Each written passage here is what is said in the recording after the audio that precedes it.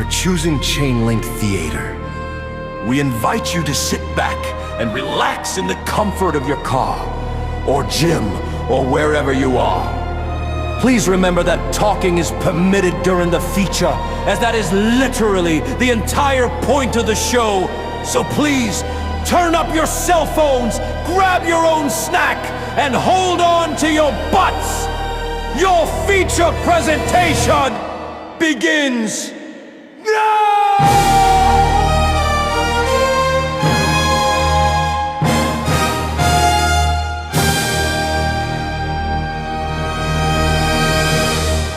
Welcome back to Chain Link Theater, the show where every movie leads us to the next, one actor at a time. I'm Autumn. And I'm Kyle. And today we're linking from True Lies into Rising Sun, thanks to our next link in the chain, Lilo's sister, Cassandra from Wayne's World, Tia Carrere. Yeah, my bad.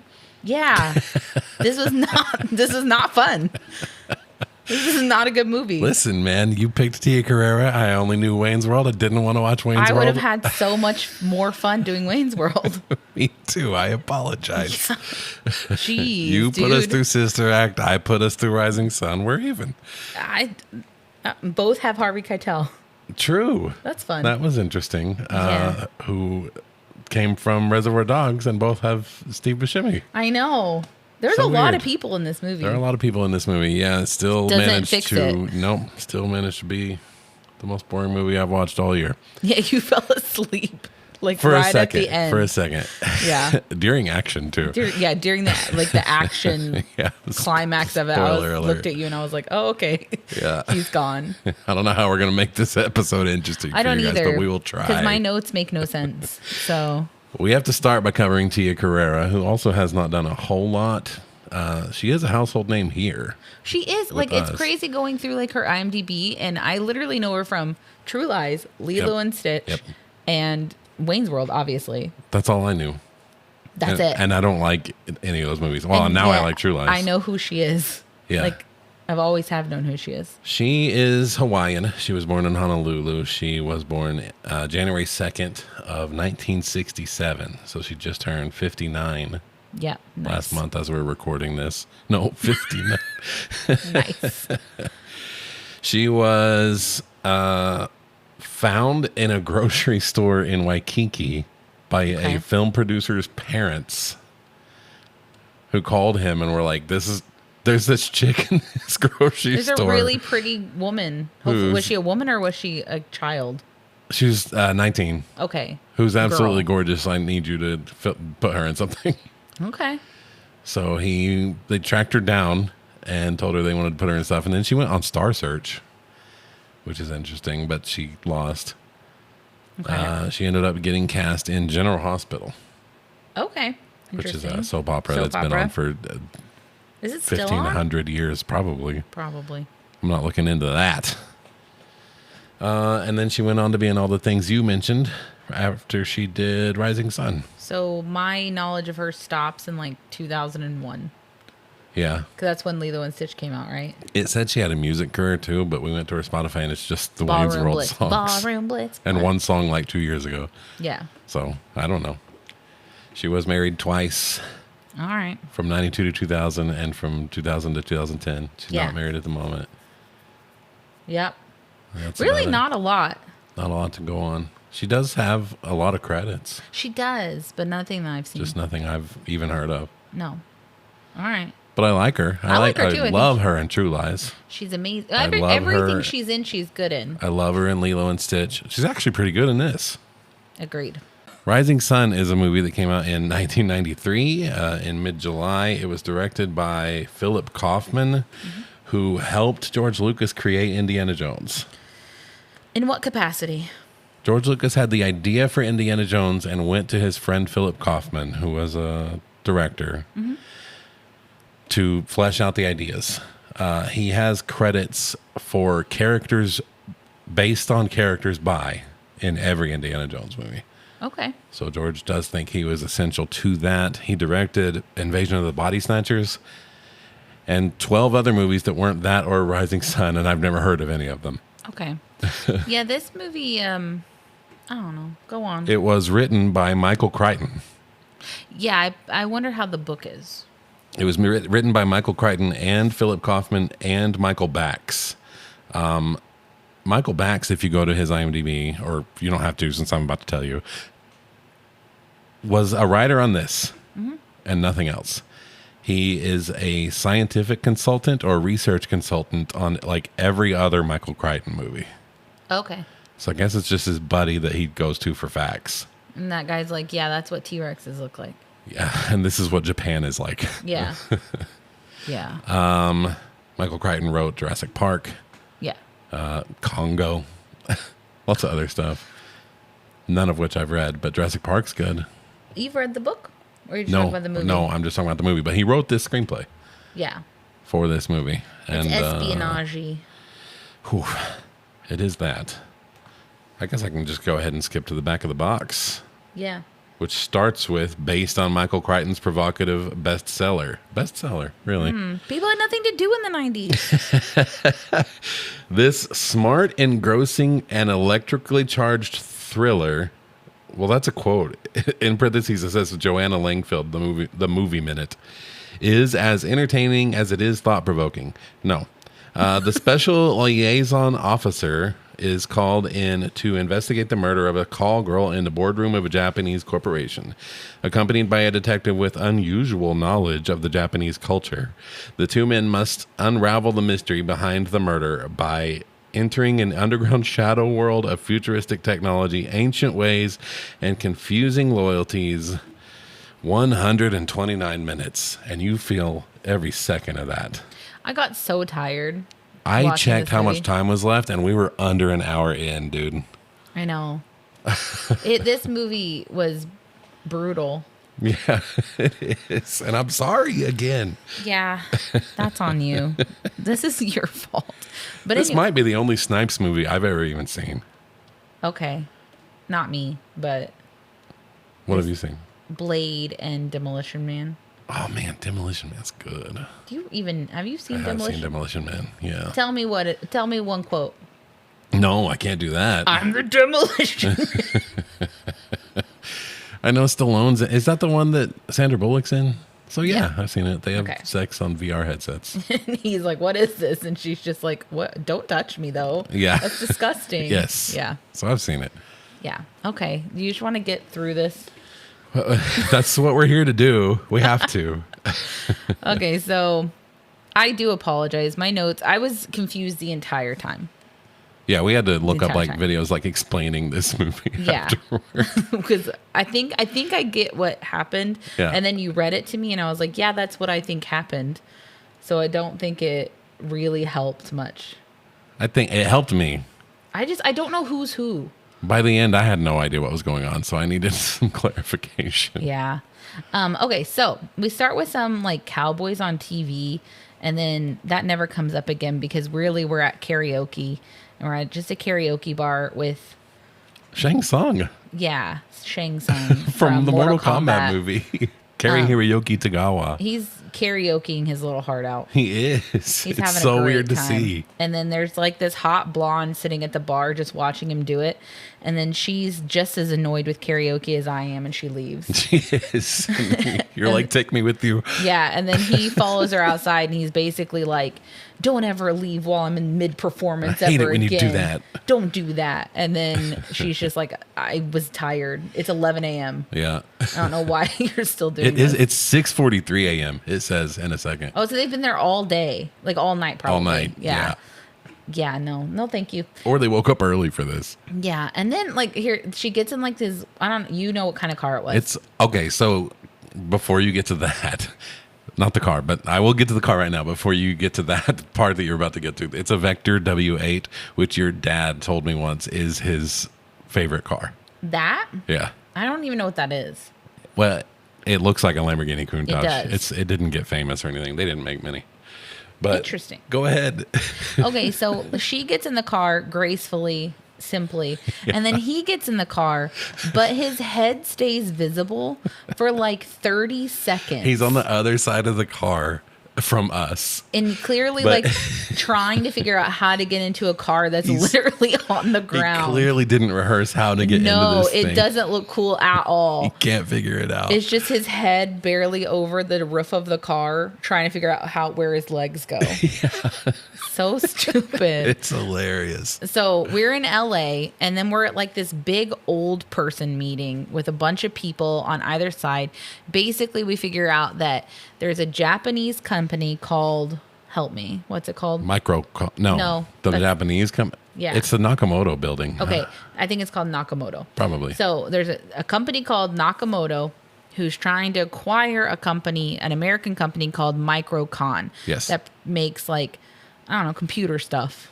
Yeah, that they chips. want. Yeah. But it has to be voted on by the government to approve it, blah, blah, blah. So Microcon is on one side of the table discussing whether or not they want to agree to the terms presented by Nakamura. Is that what it's called? Nakamoto. Yeah. See, this is where I didn't know what anyone was called. Yeah, fair enough. Okay. So then they're like, it was kind of interesting because the Microcon side starts talking amongst themselves, but then we realize that there's someone who's watching them from a control room who's then like lip reading and giving everything that they're debating amongst themselves back to the Japanese company. Yeah, but he didn't need to. That was No. the loudest whispering. It really of all was. time. Everyone in the room could hear that. Yeah. And then one of the the slimy white guy, you can tell he's a bad guy because he's just car salesman slimy. He acts like Bradley Whitford from Billy Madison. Yes, exactly. Just slime ball. The guy from Handmaid's Tale, the guy from Get Out, Yeah. that guy. So he's Bradley super Whitford. slimy, and he comes over to their side of the table, the Microcon side of the table, to like, hey, how's it going, guys? And it's like, you don't work for us, so why are you over here, number one? Yep. And then he walks away, and they call him an asshole. And then I like that the Japanese guy in the control room was like, asshole. Translates that Yeah, too. translates that That's for the them. last funny thing in this movie. So then we get there's an interview on TV from a senator, what was his name? Morton. Senator Morton, who has said that he is voting against the sale of Microcon. He's not interested, not voting against it. So Eddie and his girlfriend are at home, and this is the most nudity we've had in a chain link movie so far. Yeah. Like gratuitous amount of nudity compared to our normal episodes. Yeah. So anyway, she's just sitting there naked watching C-SPAN for some reason. And then Eddie walks out and starts laughing at C-SPAN. And then his girlfriend just looks at him and says, I don't get you. Yeah. And I'm just like, I don't understand this scene. What is this? That's the whole scene. Yeah. He looks offended, and then it cuts to the next scene. Yeah. And then we're heading to a black tie affair because the company Nakamoto. Why It's am- confusing because his name's Sakamura. Okay, I think Eddie that is Sakamura. And the company is Nakamoto. Nakamoto. Yeah. I don't know why Nakamoto is not staying in my head at all. So the Japanese company is opening their building in LA. Yeah. And that's what we're celebrating because the building is about to open. So there's a bunch of rich people at this party. And there's a bunch of drums and loudness. And then we see Eddie walk out of the room and up the stairs. And then we all of a sudden see his girlfriend having sex, full on. You see vagine Cunnilingus. and boobs. Yes. Yeah. The whole, it's a pretty graphic little sex scene here. Yeah. And then apparently the girlfriend is into choking, we find out. Yeah. So Another new nudity record in the same also, movie. Steve Buscemi Steve Buscemi for 1 second. for 1 second, but I Yeah. was happy to see him. Yeah. And then so that scene ends. And then we see Wesley Snipes getting a call. And he's with his bubble kid. That's what I called her at first. Her name's Zelly. It's his daughter. Yeah. But she's like those Disney kids who just constantly Oh. have the bubbles on. He's on a full serious blast. call with the force. and Because he's she's- getting called in for a murder. There's just bubbles being blown in his face the whole time. Yeah.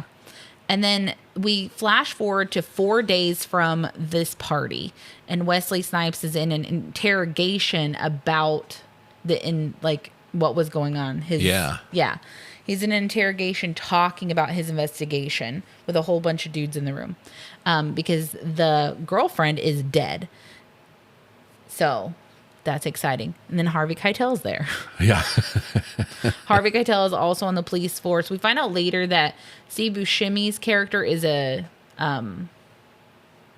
what are they called? Reporter. That's the word. I don't know. It's late. You always say it's late before 6 p.m. I know. I wasn't planning on recording tonight, so I'm kind of like, ugh. All right. Anyway, so Snipes is like in the car practicing his Japanese. We find out that his name is Webb Smith. So he's just on his way, and then they call him, which I don't know how they call him. I guess car phones. But they call him on his way to this investigation, and they say, hey, go pick up John Connor, a.k.a. I keep calling him John Connery. Yeah, they named Sean Connery John Connor. I know. It's so dumb. So I will regularly be calling him Connery. This is based on a book, a Michael Crichton book. Maybe that's his name in the book. Probably. But John Connor, like, when did Terminator come out? Before this. So we just use that name. I guess. All right. So basically in the interrogation, they're talking about like if Wesley Snipes knew Sean Connery prior to meeting him that night, the night of the murder. And he says no, but he had just heard that Sean Connery can't be trusted. And so Wesley Snipes goes to pick up Sean Connery. Sean Connery accuses him of being late for some reason, even though how am I late? I just didn't now know found about out. you. Yeah. Yeah.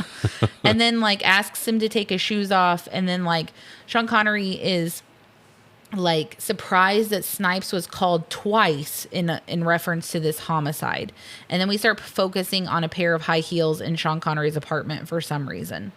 He says, when did they call you? And he said, they called me once at this time and once at this time. And he's appalled that they called him twice. And he's like, oh, then I didn't know that. Like, we got to go. Yeah. He's like, oh, this is serious because he knows about Japanese culture. Right. Anyway, so basically on the drive to the location, Sean Connery is making a plan with Wesley Snipes. And he's like, when we get there, do not acknowledge me. You lead the interrogation. Don't talk to me. Don't look at me. I'm going to stand in the shadows. I'm going to stand over in the corner in the shadows. And once I see you getting in hot water, I'm going to say, maybe I can be of assistance. And then I'm going to come out of the shadows. And then you're going to stand behind me. And then I'll be good cop, bad cop. You let me do the talking from then on. And it's just like, why are we planning all of this? Why are you showing us this scene? Is so weird. And then like Connery's also giving Snipes like tips like, don't make big arm movements, keep your voice calm and all that stuff. So I don't know. And then he tells Wesley Snipes to call me senpai. Yeah. And that is the rest of the movie. He calls him senpai. I don't know why. Yep.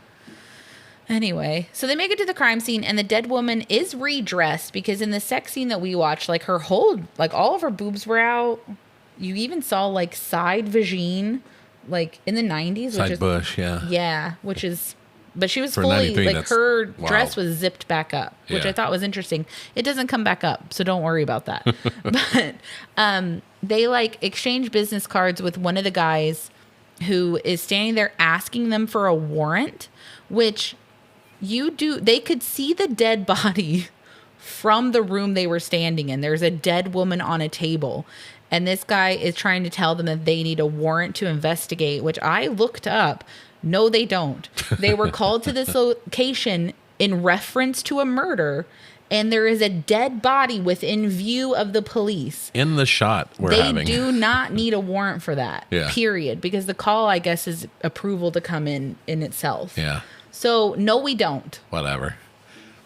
We don't need They that. argue that. They argue that what you're saying. Yeah, but there's a part where Wesley Snipes is like, oh, I'll go get a warrant then. And I'm like, you don't need a warrant. There's a dead woman right there. You can't do that. That's not how this works. But anyway, so then there's a guy off to the side taking photos of the dead body, which I think he's just a pervert. But they say that, oh, yeah, we gave him permission to take pictures of this dead woman.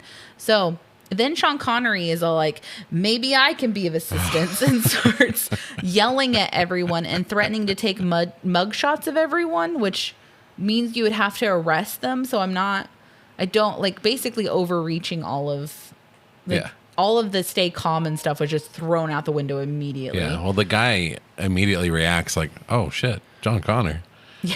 And he's like, it's dumb. He gets mad at him. It doesn't go well either. They let him into the room, and then Sean Connery's like, oh, no, I had to go ballistic because that guy is lower on the totem pole than the guy in charge, so that guy can't lose face with his boss, and now he didn't lose face because I yelled at him. And it's like, cool.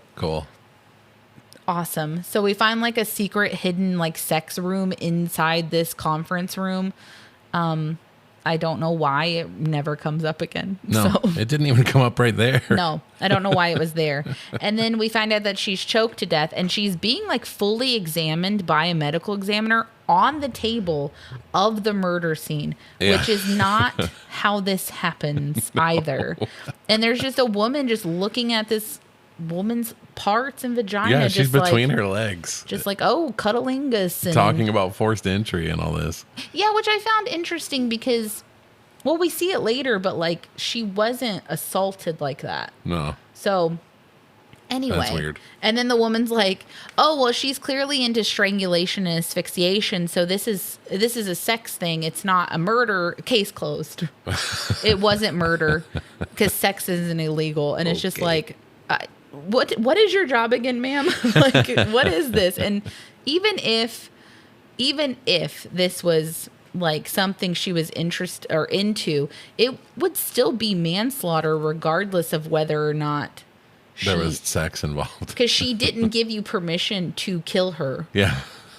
I'm just saying. Anyway, and so then they're leaving, and then they basically, Sean Connery is like, oh, in Japan, criminals expect to be caught, but in America, their odds are 70%. So they think we're all corrupt. And then Sean Connery and him go to talk to the security guy about the recording, and then they realize that they're being watched in the security room as well.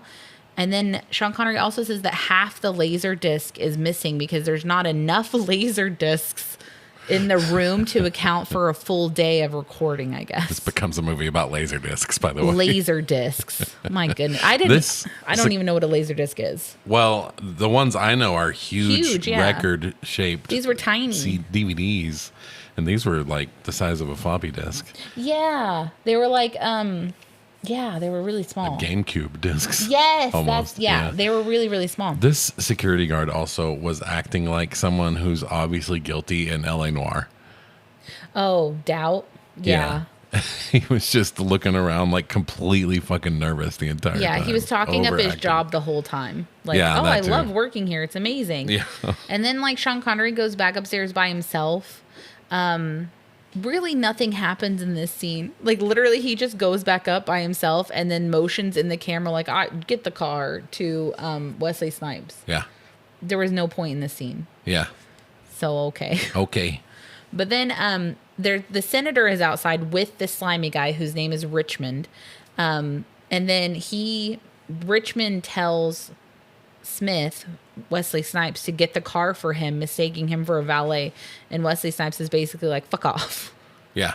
He says wrong guy, wrong century. Yeah. So he takes that as a race thing.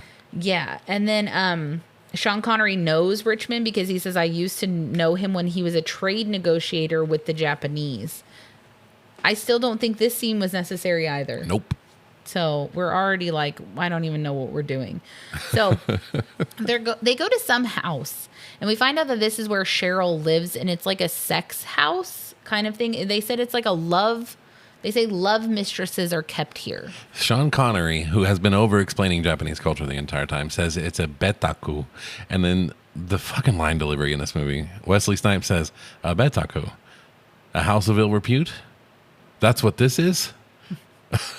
I'm glad I missed that. Oh my God. That's terrible. It's all terrible. That's terrible. And then when they get into Cheryl's room, they realize, because it's been raining all night, and then Sean Connery's like, when did it start raining? And Wesley Snipes was like, 9:02 p.m. And then Sean Connery was like, someone's been in here since it rained. Yeah. Not accounting for the fact that there's 15 other girls who also live in this house. Yeah, they showed it's a busy brothel. It's a busy brothel with people coming in and out constantly. Yeah. But okay. So they start going through her room, Cheryl's room, the dead woman, and they find like a bunch of pictures of her and Eddie, and then they basically confirm that she is into bondage and S&M and suffocation. Yeah, speaking of L.A. Noire, again, when it plays the little chime when you find a new evidence in that game. Yeah. It does that when they find evidence in this. And it's playing goofy ass clarinet music the entire time. Oh my God. And then Sean Connery uses like his hot breath to prove that there are photos missing from the mirror in the bathroom. Sure.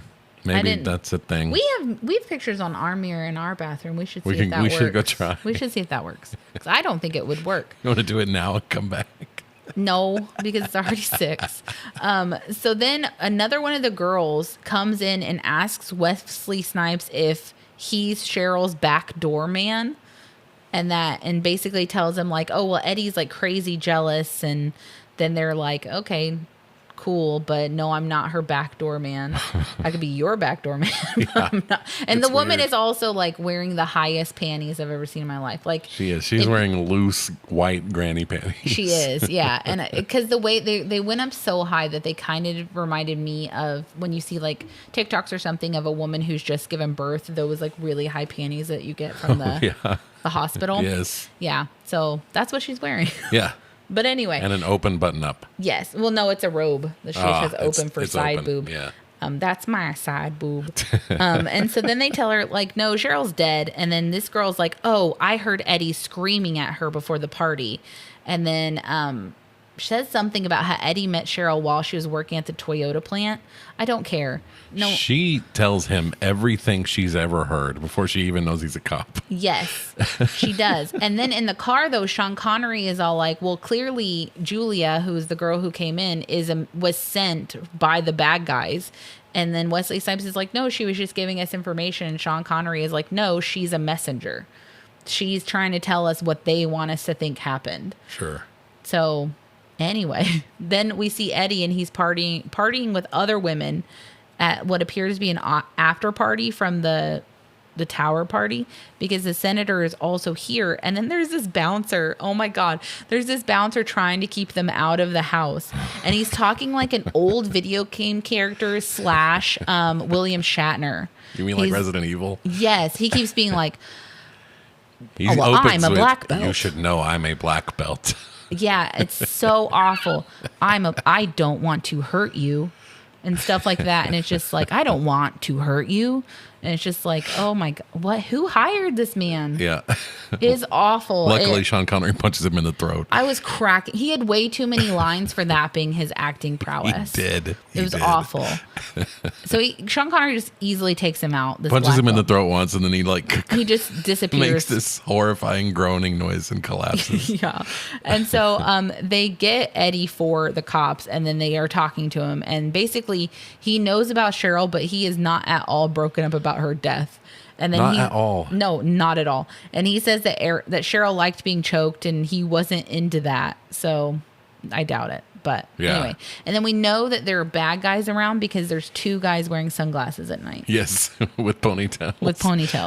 So anyway. Sean Connery also says never underestimate your opponent here, and something else, like 3 other Sun Tzu lines. Yep. He's been just walking around telling us how Japan works. Yeah. And quoting Sun Tzu, and I'm getting real fucking annoyed real fast. Yeah, because you knew what he was doing, and I just thought he was just talking stupid. I don't even know Sun Tzu quotes. I just knew that that's what he was doing because it's so fucking dumb. pretentious. Yeah. And then they ask if Eddie saw Cheryl that night, and he's like, oh yeah, I took her to the party, but I didn't do it. I'll bring you my alibi later. You can't arrest me here. My daddy is doing business. Yes. And then like Connor is like, okay, well just give me your passport then. And then they leave. And it's just like, wait. Is this where he says that Nakamoto is a Keretsu? Yes. Keretsu? I think it's in the car. Yeah, because he gives them their passport. Well, Shang Tsung says it. He says Nakamoto is a Keretsu and my father is a Daimatsu Keretsu. And then they don't fucking explain what that means. So I looked it up. Yeah. And then they keep doing that throughout the movie. So I stopped looking shit up. Yeah, well, we got bored as well. Yeah, a Keretsu is just a business conglomerate. And a Daimatsu is like a coach. So he meant like he's a leader of this conglomerate. Okay. But my daddy's business will suffer if you arrest me right now. That's what he meant. And then we see a bunch of sunglass guys loitering in the parking lot. So... You also missed a scene where the senator says, oh, I'm an old song and dance man. On purpose. When the music came. On purpose. I hate this movie.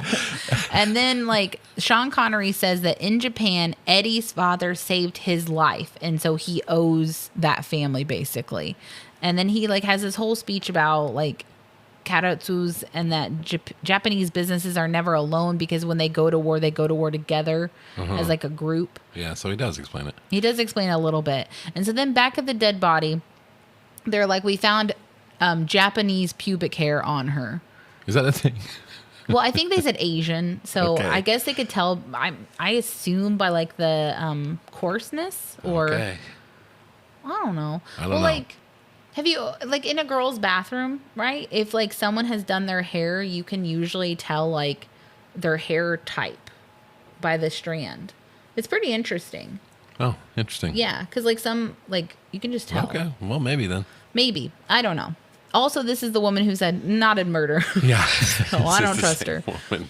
So Yeah. then, like, someone from Yoshida-san sends someone, like an emissary, to bring the complete laser disc to the police so that the police can see what happened in the tower, like with the murder. So then we're watching, like, see the whole meeting, and then we see Cheryl going into the room, and then someone coming out of the bedroom that's in that conference room, and then they're starting to have sex. We see the choking, and we see Cheryl die. And then when we see the guy's reflection when he's walking out, it's Eddie. Yeah, it is. So then Harvey Keitel immediately is like, go pick up Eddie, because then the cops have to admit that they just had Eddie and they let him go because Sean Connery wanted to. Yeah. So, because like Sean Connery in the scene genuinely looks shocked that it was Eddie. Yeah, because he likes Eddie. He likes Eddie. So Shang Tsung. then we do like this whole, like, I don't know, thing where Harvey Keitel and Wesley Snipes are like infiltrating Eddie's home in LA somewhere. But like Harvey Keitel never stops talking the entire time they're doing this like covert mission to go and like surprise Eddie so they can arrest him. Yeah. He talks the entire time. Yeah.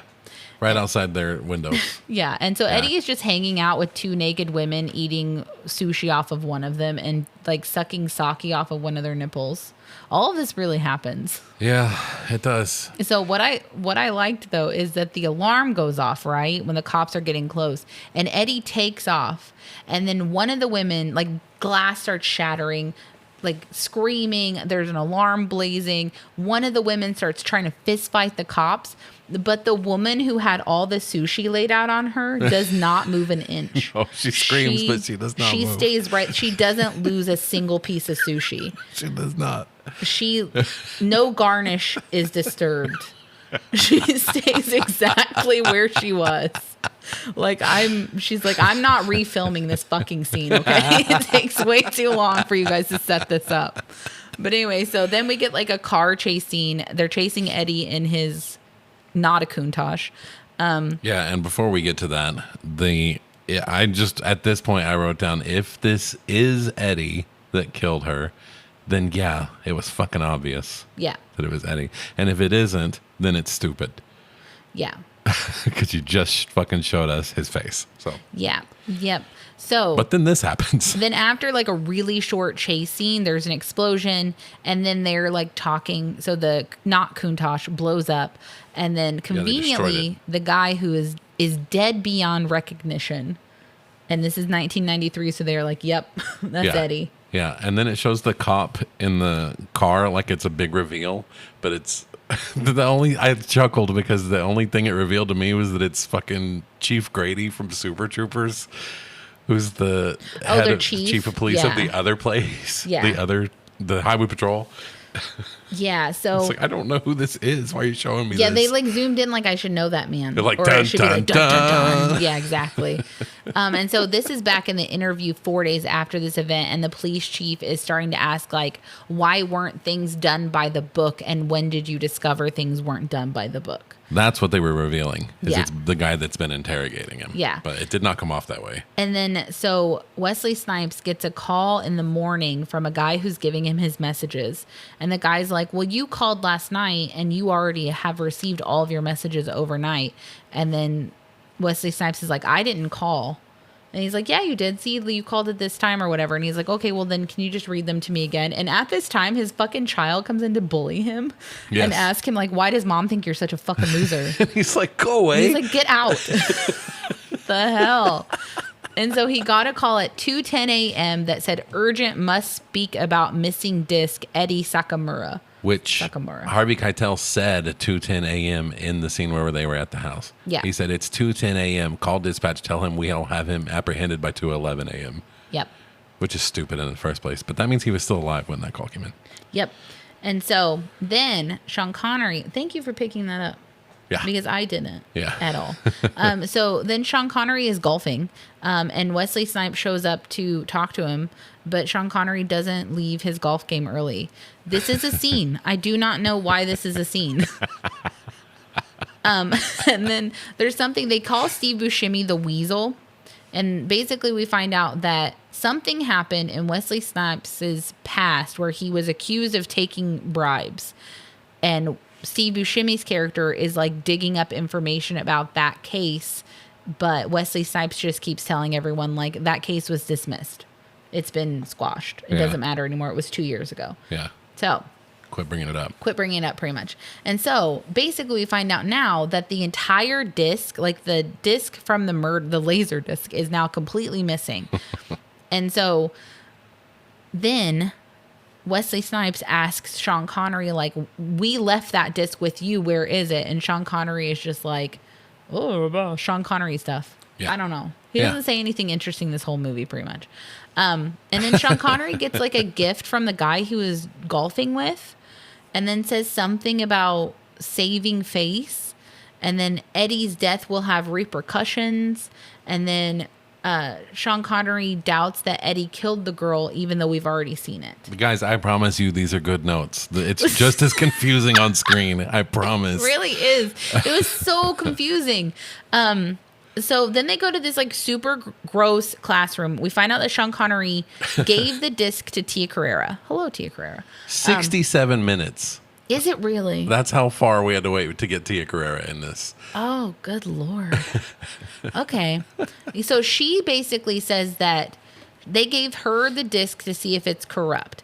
And then she starts talking about how the light is wrong and we can see the victim's face, but not his face, even though the same light would have been hitting them at the same, like in the same, at this angle. Yeah. And then she says, well, these pictures are altered and the face was put in. And then she proves like how easy it is to video edit by switching Wesley Snipes and Sean Connery's heads. Which, okay, you have to remember that this is 1993, so we didn't have Snapchat. You couldn't just do this stuff back then. So this was like mind-blowing to people that this was possible. Right. This is like unheard of technology. Yeah, now any of you could do that in 2 seconds. Yeah, like back in the day, if you're a young person, if we wanted to Photoshop, you would cut a picture apart and then tape a photo, like a face of who you wanted or the body you wanted or whatever together. Yeah. And that was how you Photoshopped. Yeah. So this is mind-blowing. Yeah. This is tech they thought would never exist. Yes. So we basically find out that the photos that are missing from Cheryl's bathroom were used to pick Eddie's face and put it in this video. Yeah. So then we watch the video again and see that a third person was airbrushed out horribly. Horribly. Looked like a ghost that no one noticed. And so they basically say that, well, they would have had to have like the right angles to do this. And then they're like, oh, there was that guy taking photos of the area, right? Like while we were there to investigate. That bothered me. I don't know how video editing worked in 1993, but they said, well, they would need high quality photos of the rest of this room to be able to brush him out. No, they wouldn't. You're looking at a video of that room. Yeah. At least today, that's how that would work. Yeah. But yeah, it's a still shot of a room. It's not even a moving. No. Whatever.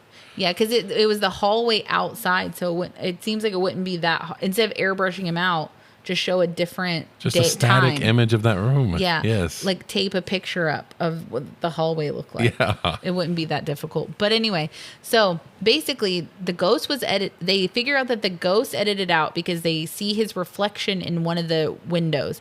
And we find out that this ghost is Eddie. So Eddie was not in there having sex with her at the time that she was murdered. Right. Eddie was in the hallway. Yeah. Cannot be Eddie. And so they have like, they basically figure out that these people had several hours to doctor the tapes because Wesley Snipes was called at 8, right? So yes. around 8 o'clock. It was 6:30. 6:30. That he was called for the murder? Yeah. He wasn't Because called Sean that Connery said something about 11:30, and then they said it was 5 hours. Okay. So they had like 5 hours to doctor this tape before they were given the doctored. And then that guy makes a comment like, there's no way they could have done that in that time. She just showed you, she did it in 30 seconds. She did. Not well, but she did Not do it in well, 30 but it wasn't seconds. done well on the video. Yeah. And then they go to like, Sean Connery says, okay, well, if it were to get done, who would be able to do it? And then they go to a place that we don't say the name of. Nope. But there's like a lady walking around who's like, oh yeah, everyone's pretty much off this morning because we had a rush project come in last night where we covered up a fucking murder. Cool. She doesn't say that, but like clearly. Yeah. So Sean Connery I didn't even think of that. knows one of these guys, and Sean Connery's like, you did a rush job last night. What was it for? And then that guy's like, well, it's completely private and we can't give away any of our customers' information. But isn't Sean Connery like, well, you should, and then he does? He doesn't really give away anything, like at all. But basically, he just proves that it did happen here, that they did doctor it, which is what he already knew. And then we find out that someone is tailing them. And then Sean Connery says, Eddie's people might retaliate.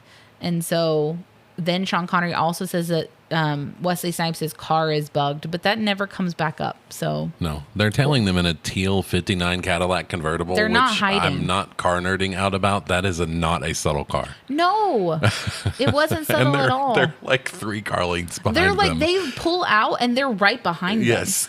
So they're not even trying to hide. No. So Wesley Snipes recruits a bunch of guys to like basically bully these Japanese men from following them. Yeah. Which works. Yeah, they drive like through the hood, and Wesley Snipes like turns it around on him and starts explaining to Sean Connery how to behave. Yeah.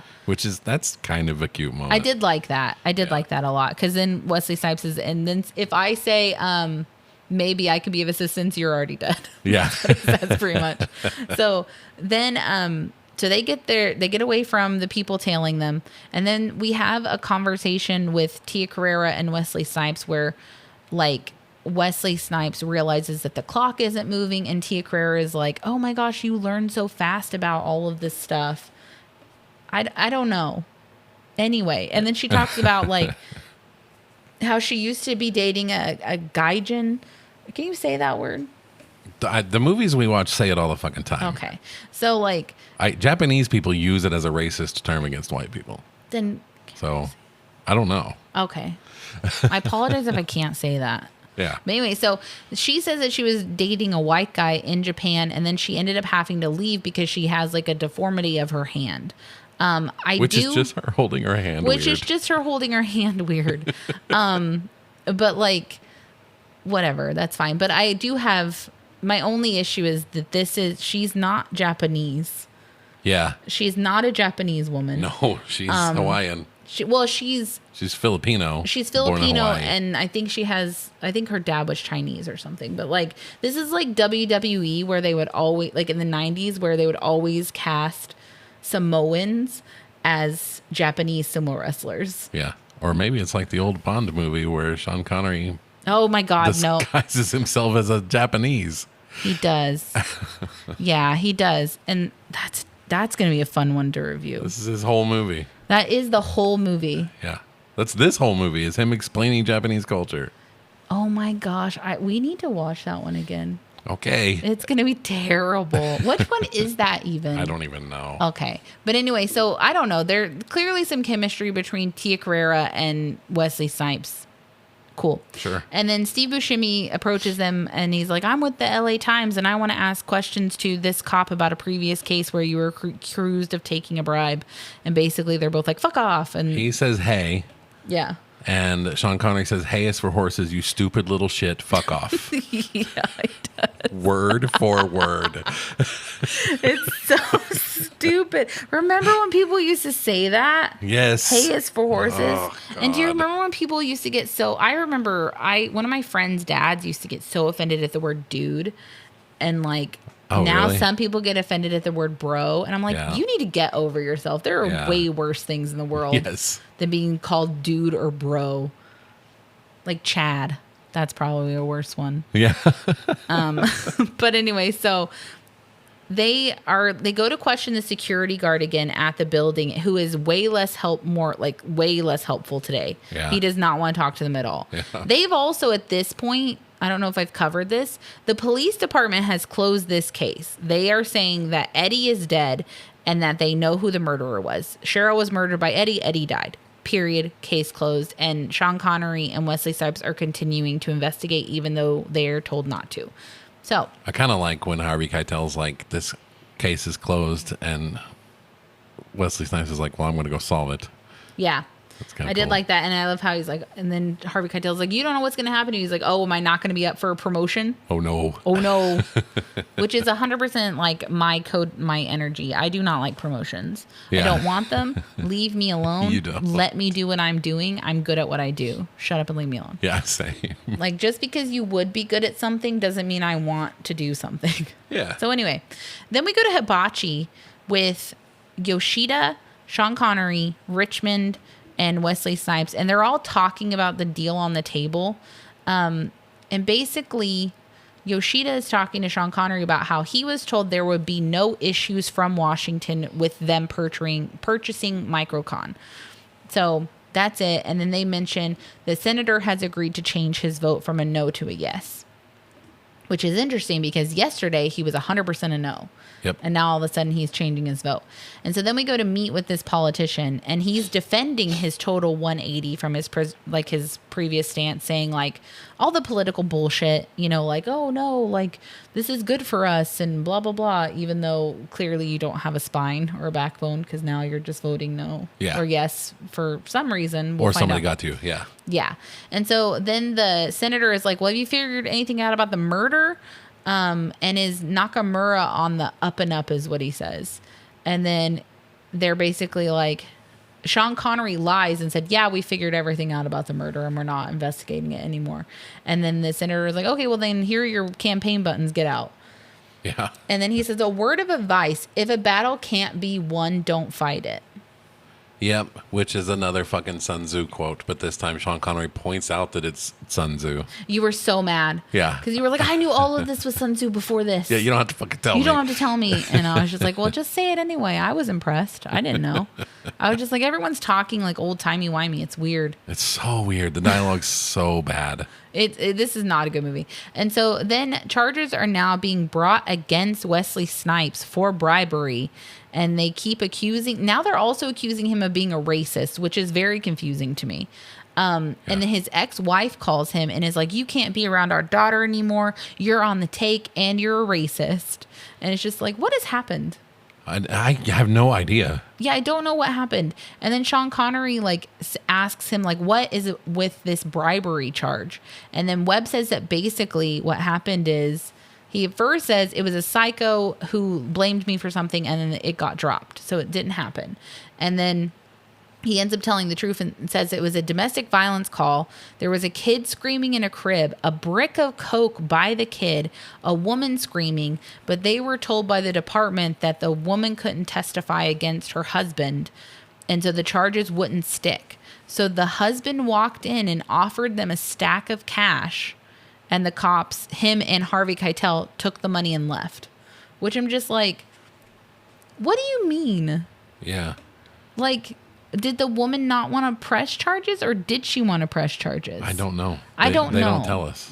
I have questions. I've heard that the book's better. I'm not going to find out. I'm not reading that. No. And so basically they say they split the money. Wesley Snipes says, at that time, my wife was pregnant. We were about to have a baby. I had bills. Yes, I took the money. And then he says, but I only tell you because you're also on the fucking take. And then Sean Connery's like, I'm not on the take. And he's like, well, then what did you get from that guy at the golf club? And Sean Connery's like, this is a $100,000 golf club membership. Yeah. Yeah. Clearly, you're also on the take. Yeah, he tries to spin it as golf is important for my career. Yeah. Okay. And it's just like, well, money is important for my career. Yeah. So anyway, then Wesley Snipes goes home and Eddie is in his house with his daughter and his mom. And then we find out that one of the security guards is the one who died in the car crash. Because Eddie says, well, he backstabbed me and I backstabbed him harder, but now his family will be supported because he killed himself for me, basically. Yeah. So that's interesting. Yeah. And Eddie is the one who reported the murder and is the one who called Sean Connery in. Yeah. And requested him. And Eddie also has the original laser disc. And all he wants is his passport back. Yeah. Which is fair. Which I think that the taking of the passport was stupid anyway, because he could have still left the country. I mean, he's a very wealthy person who could have gotten on a private jet and gone somewhere. Yeah. So it doesn't make sense. It doesn't make sense at all. And so then Harvey Keitel is at Webb's house. Harvey Keitel is Graham, the other person on the take. And Harvey Keitel is basically like, are you on the take? And Wesley Snipes is like, are you on the take? And it's just like, you're both on the take. What are we doing in this hallway? And then like somehow, like Harvey Keitel knows that Eddie is alive and knows that he's in Wesley Snipes' apartment. And he's like, if you don't send him out right now, you're harboring a murderer. And then Wesley Snipes says, but Eddie is the wrong man. And then that's pretty much the end of that scene. And then Harvey Keitel is like, well, okay, I'll go outside. Yeah. Okay. So then like a bunch of cars show up to kill Eddie. Sean Connery goes outside alone, but takes the laser disc with him. And then like Harvey Keitel is standing outside and then gets in the car next to his partner, who I thought was just clearly a dead man. Yeah, me too. He's just sleeping. Yeah, because apparently like Sean Connery can Vulcan neck pinch people. I assume he had chloroform on his hand or something. You know that doesn't take, you know, in movies it's always like 2 seconds. Yeah. It does not, it takes a while. Yeah, I know. Anyway. But so movie chloroform is potent. It is potent. And so like Sean Connery knocks out Graham and then the phone rings and Wesley Snipes answers it. And then whoever is on the other line immediately hangs up. I don't know why you know what is happening. Why did you answer the phone at all? Yep. Never answer the phone. Stupid. If you're not expecting a call or someone at your door, don't answer it. That's our philosophy. I live by that. Yeah. Like I don't need, if you are not announced that you're going to be here, you're not, we don't get alerts for our doorbell. I turned it off. Yeah. Like, so someone could stand out there all day ringing the doorbell and I would not know. Yeah. Except for the motion. But like, I don't care. Go away. Yeah, our cameras start going off. Yeah, but like it does not make they a don't make sound. sound. Yeah. So then Sean Connery steals someone's headphones. He takes out like this old Japanese man in a parking lot, and then he starts talking on the headphones like he's speaking in Japanese. But I'm like, you don't think that they're gonna realize that all of a sudden an old Scottish man is talking to them? Yeah, but that guy, when he got taken out, as he slowly goes down to his knees because he's old and his knees probably hurt, he's still talking. And he went down as he's so collapsing. slowly. I love that he's just still talking. Oh my! With his eyes closed. He went down for like 7 to 10 business days. Yeah, it was a long time. Yeah, he did. Chatting the whole time. Yeah. And then Sean Connery turns off all of the power to the building. Then Sean Connery like starts moving Wesley Snipes' family out. And then somehow Eddie goes outside alone. I don't know how he got out all the way outside without anyone realizing he wasn't behind them anymore. And then he goes outside just to yell and point at some people. So I don't know what your end game was here. I don't know. Distracting them so Connery could get away is the only thing I could figure out. I guess so. But then they get in a fist fight, and then Wesley Snipes makes it outside, and Eddie is dead. Throat slit. It's not a terrible fist fight. He beats the crap out of like 6 of them. He does. Which is cool. It's not a terrible fist fight, but like then he dies off screen. I don't know why you're out here. Yeah. You know that they've come to kill you. Yeah. Because they're basically part of the cover-up. They need Eddie dead for their story to make sense. Yeah, but it's done poorly because we cut away as the fight is happening, and then later Wesley Snipes runs up to his body and there's some ketchup on his throat. Yeah, a little bitty line. Yeah. Little bitty thin line. I guess he died. Blood. Yeah. Okay. And then this is something that we never cover again, which I do think is interesting because... So Wesley Snipes starts taking shots at the car that's getting away, full of the guys who just killed Eddie. And then Wesley Snipes gets shot in the back. And the last thing he sees is he saw Sean Connery standing over him. Why did Sean Connery shoot Wesley Snipes? That's the only thing that makes sense from the way that they shot it. Yeah, but we never talk about it. He takes two in the back, and then as he looks up, Sean Connery is firing at the car over him. Yeah, and we never talk about it again. No, so he must have shot him in the back. But why? On accident or something. I guess. I don't know. He is pretty. Like Sean Connery's always been old, so maybe that's why. Yeah. So then we've now arrived at damn cataracts. present day during this interrogation. So basically, the chief is like, "You were caught in the middle of gang warfare," and then basically says like, "You got shot in a drive-by. That's what happened to you." And Wesley Snipes is like, "That's not what happened to me. I got caught in the middle of a business negotiation." And the cops are like, "The case is closed. It was gang warfare, period." And so he's just like, "Okay, and you're going to take a voluntary leave of absence." And then they're like, "Where is Connor?" And Wesley Snipes is like, "I don't know." Yeah. So now we go to a new location for the video editing class that Tia Carrere lives Puts at, on I guess. the whole movie. Yeah. And so basically they find out that the killer is in the unchanged laser disc is the senator, which I knew, obviously. Yeah, you called that way early. Yeah. And so because he's played by Ray Wise, who's a noted character actor who's always a slimy dirtbag. is he not Rachel's dad? He might be Rachel's dad. I don't know. How do you I spell know Wise? he's just in a movie that we had to watch for something else that we're not ready to talk about yet. But Yeah. he was just a military guy. He's in Twin Peaks, I think. He's in like 100 different things. He's in a lot of stuff. I feel like, Yeah. I don't know why, but he looks so familiar Just to Control me. F, Friends. It says he's in Gilmore Girls. Is he? Who's he in Gilmore Girls? I like Gilmore Girls. Is it Zero? He must not be in Not in Friends. Friends. Who am I thinking of? Probably Rachel's dad. Yeah, whoever. He kind of like white Whoever guy. that is. There you go. Oh, he plays Robin's dad Oh, there you go. in How I Met Your Mother. JJ will know who that is. Maybe, then. okay, there you go, JJ. That's who it is. That's who it is. So anyway, they basically realize that the senator is the backdoor guy, Cheryl's backdoor guy. Backdoor man. Yeah. And so they have been they blackmailed the senator to change his vote using this footage. So that's why the senator did a 180. But then they also realize that she didn't die. The senator choked her and she passed out and he thought she was dead. So he left the room thinking that she was gone. And then someone else came in avoiding all the cameras and finished the job. Yep. So they're like, they keep saying this whole movie, like, we're going to shake the grass to find the snakes or something like that. Yeah. So basically that's their plan. They start spamming the senator with photos of him indisposed when he thought he killed Cheryl. Like pictures of his face, pictures of the sex, like everything. Yeah. And then he kills himself. He does. Yeesh. Yep. Alrighty then. So then, because before he does that, he calls someone and he's like, "You said you were going to protect me. You said we had a deal."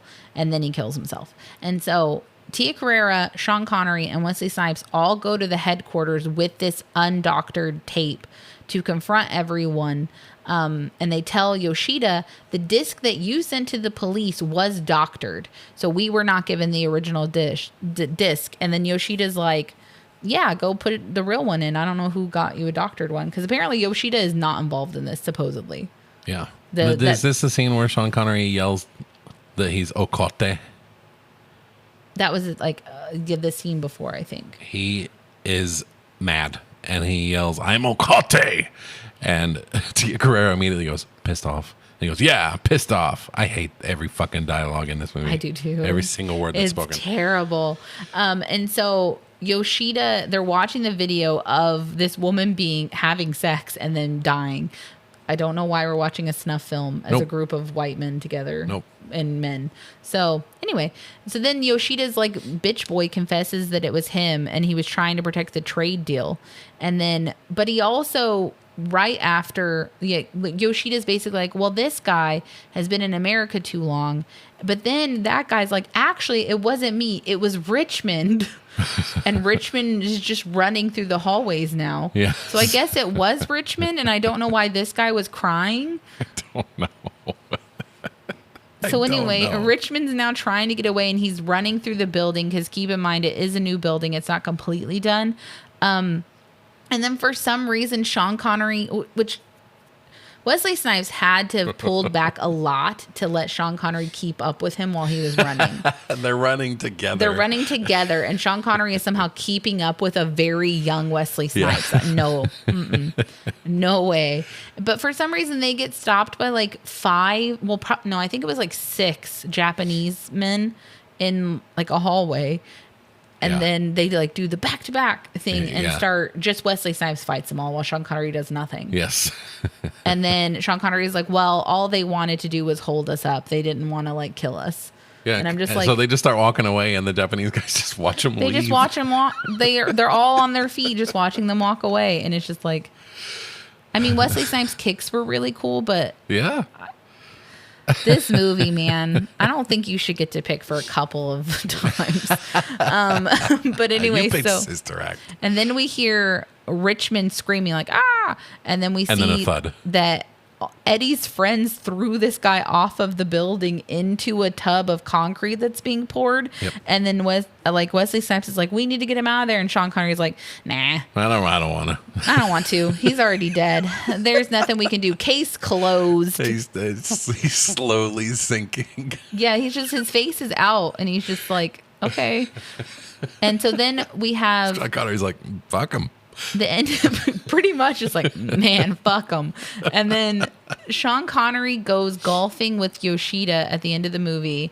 They say that the guy who was crying in the office about to take the fall for the murder. Yeah. I guess because he took the doctor tape. I don't know what he did wrong. He's going back to Japan to have a desk job by a window, and I'm all like, okay, living the dream. They view that as a Insult. I don't know how much of the Japanese lore in this movie is true, but I know that they do view that as like the end of your career. You know getting what? put on a desk job where you have nothing to do. I love because they don't fire people over there. I know, and I honestly would love that because I've heard that I know they can do horrible things. I know that, but I've also heard that they'll just ignore you or give you meaningless jobs. Yeah, and I'm just like, oh no. Yeah.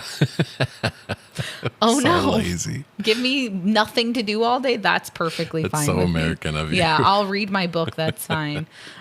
So then Wesley Snipes is taking Tia Carrere home, and she takes her hair out of a bun, guys. So she's getting all sexy. Yeah, she is. And then she's basically like, he's like, oh, Richmond did it. And she's like, oh, okay, I guess. And he's like, what do you mean, I guess? And she's just like, I don't know if he did it. Yeah. And then she says something about hating golf. Yeah. And then she says something about how Japanese culture people are conditioned to take the fall for their boss to preserve the respect or something like that of the company. And basically she's like, I don't think he really did it. It's just like, okay, cool beans. And then Wesley Snipes is like, do you want to ride on this thing? And she's like, actually, no, Sean Connery and I are like a couple. Yeah. And he's just like, what? I still do it though. Yeah. She gets out of the car and he goes, damn. Yeah. And that's the last words of the movie. He literally says, though, before that, he says, he's golfing and you and I are alone. He does say that. What do you think about that? And then she goes and unlocks the door, which it plays the unlock sound effect before the key even gets to the door. She doesn't get the key within 2 inches of the door, and it goes click. And then she turns around to look at him like she's fucking Sam looking at Frodo at the end of Lord of the Rings. Like she's gonna shit a brick in his fucking mouth. And then she goes inside and it's fucking over. And then the movie's over. And this is the worst thing I've seen in a really long time. I hated this movie. I'm sorry. It was not good at all. I think that we should all vote that Kyle doesn't get any more saves. You picked Sister Act. I know, and it was funner than this. That's the difference. Sister Act was still funner. I think that this movie is clearly Michael Crichton went on a rich person's Tokyo? tour guide trip to Japan and wrote down everything he thinks he learned. I have no idea if any of this is accurate. According to reviews, much of it isn't. Yeah. And was like, I should write a whole movie where Sean Connery explains Japan to the audience. Well, that's like, you remember when we went on our cruise and we were driving with a bunch of white people? That's the grossest feeling thing we've ever done. It really was. And there were so many just like, I don't know, middle-aged white people on the bus with us who were like asking questions about people in Mexico. Like we booked an excursion from the cruise to go like swim in a cenote, which is like an lovely underground lake thing, which was very touristy. It was. It wasn't natural. And they drove us through like villages. Yeah, to get there. People just in their houses in this Living their giant, lives. expensive tour bus. Yeah. And all the white people on our bus were like, well, what do they do for food? What do they do? Do you guys have cars here? Have you heard of the internet? Yes. Just shit like that. And it was like, yes. What are you talking about? They have normal lives. Why are you saying that? It was awful. That's what this movie felt like. Yes. It felt Sean like Connery giving us a tour through what he thinks Japanese culture is. Yeah. While Wesley Snipes is trying his fucking best to honestly, act. Wesley Snipes did a great job. I have no problems with Wesley Snipes. He did a decent job for it being a 1993 action movie that isn't filmed very well, and clearly they didn't get very many takes at a lot of this dialogue. You can feel that. Do not watch this movie. I do not recommend it. I do not recommend it either. No. I picked it because I did not want to watch Wayne's World. Joke's on you. I have regrets. We could have literally listened to Feed My Frankenstein, and this could have been a whole episode about singing. Shang Tsung was fucking awesome. He was. Eddie and Wesley Snipes were fantastic. They were great. Tia Carrere did her job. Honestly, everyone's acting was fine. It's just I don't think that the words were great. The words were dumb. Have you ever heard that quote from Harrison Ford about Star Wars? No.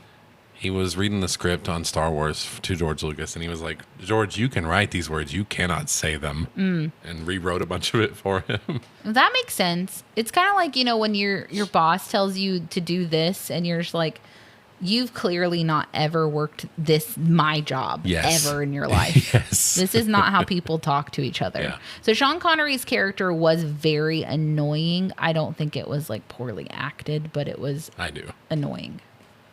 I think that's how he was supposed to be, though. But I think Wesley Snipes did a good job. Steve Buscemi obviously could get it back in the day for sure. He has 60 seconds of screen time.